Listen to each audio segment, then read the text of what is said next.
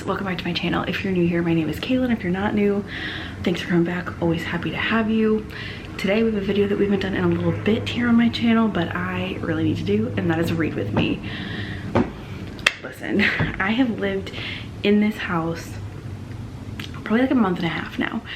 Reading has not happened. I finished two books in the month of May. 2 books. It was not very good, okay? My reading is really falling behind. Luckily, I think I'm still on track, maybe 1 book ahead with my reading goal. I was like 6 books ahead of schedule. So I wanted you to read with me, hang out, we can read together, have some good reading time. This will maybe jumpstart me back into reading. I have been trying to read. Part of the problem is I'm not in a routine, and I have not, like, I've started a lot of books, but they have not held my focus, my attention. They're just not feeling like the vibes right now. So I have a couple of options. I've grabbed a couple of books. This weekend I went home and my sister and I went to our favorite bookstore and I got a couple of things and we're gonna give it a shot. I think this is gonna be like a 45-minute live reading sprint. As always, you don't need to read if you don't want to right now. If you want to use this video as a productivity sprint, fold your laundry, get some writing done, get some reading done, get some work done, whatever, do that. I'm gonna be reading because I really need to be reading. I feel the struggle is partially that I want to read something really easy and mindless, but those really easy and mindless things don't let me focus as well. But things that take too much brain power, I don't have enough brain power to focus on, if that makes sense.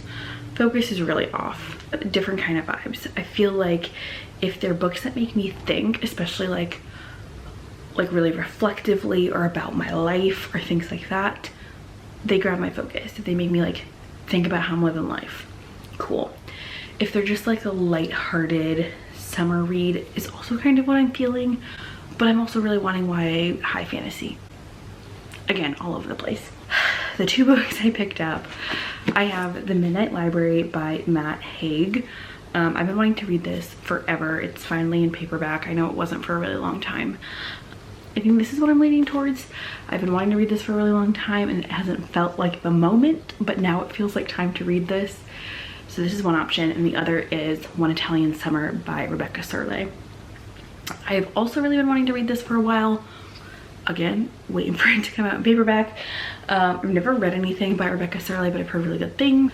It feels like a good summer vibe. It's really short, quick read. Actually, both of these are decently short, but I feel like I want to be like on vacation when I read this. Like, I think I want to be on a beach when I'm reading this.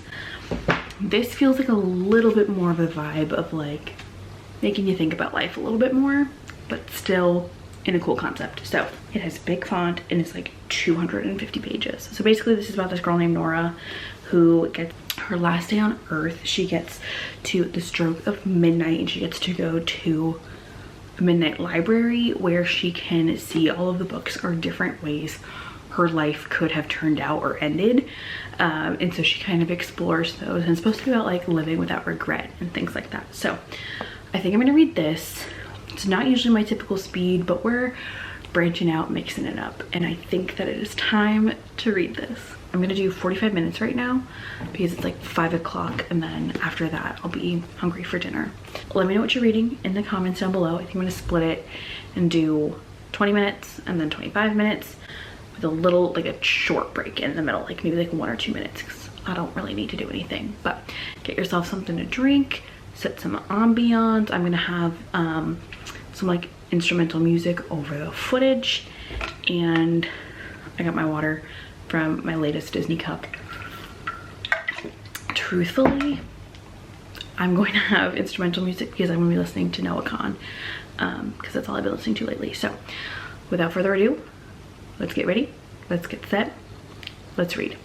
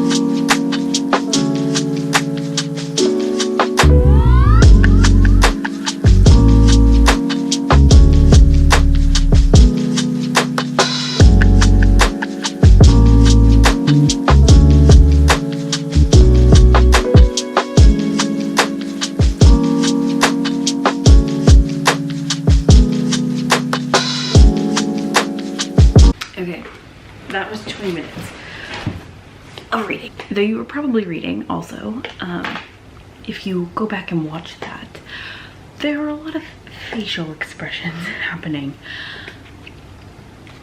First of all, I decided as I started reading, there are some like really like profound things, and I've been enjoying tabbing my books. So I got a little sheet of tabs and I've been just tabbing them.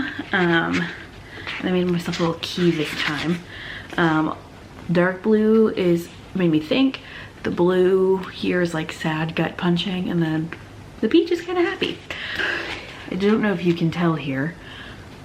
We have majority gut punches, unfortunately. I feel this book should come with a trigger warning. It's already talking like from the first page about suicidal thoughts and ideation, and somebody who has recently been struggling with their mental health. I am not sure if this is the best move for me. It just, like, books that make me contemplate my own mental health do stress me out a little bit. So I'm feeling kind of that stress. It's just like a little too close to home. Not like to that degree or anything. I'm not, we don't have to worry there. But it does stress me out to be in the mind of a character dealing with that. Though it is, I think, important to represent. But when we're already having mental health issues, we're already working on our mental health, to be in the mind of somebody in not great mental health place is difficult. So yeah, I'm only gonna keep going because I'm enjoying it. I feel like there's some like really profound thoughts in here, and I'm only on page 20. And I think that this has a possibility to have like a really positive turnaround ending. I truly did not know that this had any element of mental health / suicidal ideation, suicidal thoughts. So that just kind of shocked me, jarred me a little bit. I'm gonna take a few minutes to go breathe. A rainstorm just started, so I'm gonna prop you guys up so you can listen to the rain. I'm gonna go do some grounding exercises, and we'll come back and do our last 25 minutes. I also said I was gonna listen to Noah Kahn. Call Your Mom came on while I was reading this, so if you know, you know.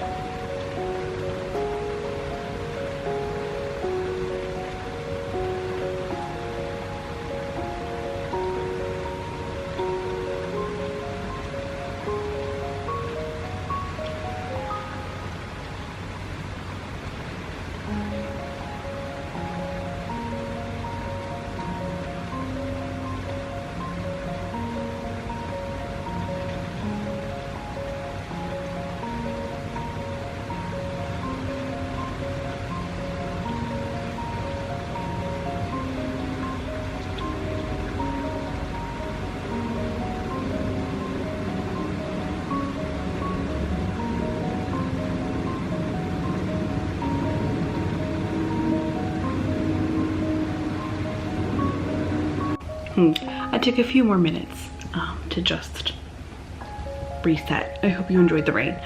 I was thinking on it a little bit more, and I gave myself a lot of anxiety nausea, so I just took a ginger pill, and I'm letting that kick in. But we're gonna read some more. I'm not as much as I want to.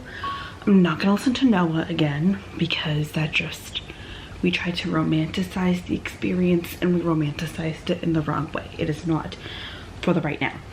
I have a different playlist that if you're ever reading on a rainy day, you might want to listen to, and it is Delight. It is called, this is the playlist we're going to switch to. This is like some of the best reading, writing, studying music. I just love it, and I like to imagine that I'm at Hogwarts. We're gonna do this again. We're gonna try this again. We are not going to spiral. Not allowed. Irony is not lost on me that I tried to read as my like relax hobby, mental health, and this is what it does to me. After so long, this is what it does to me.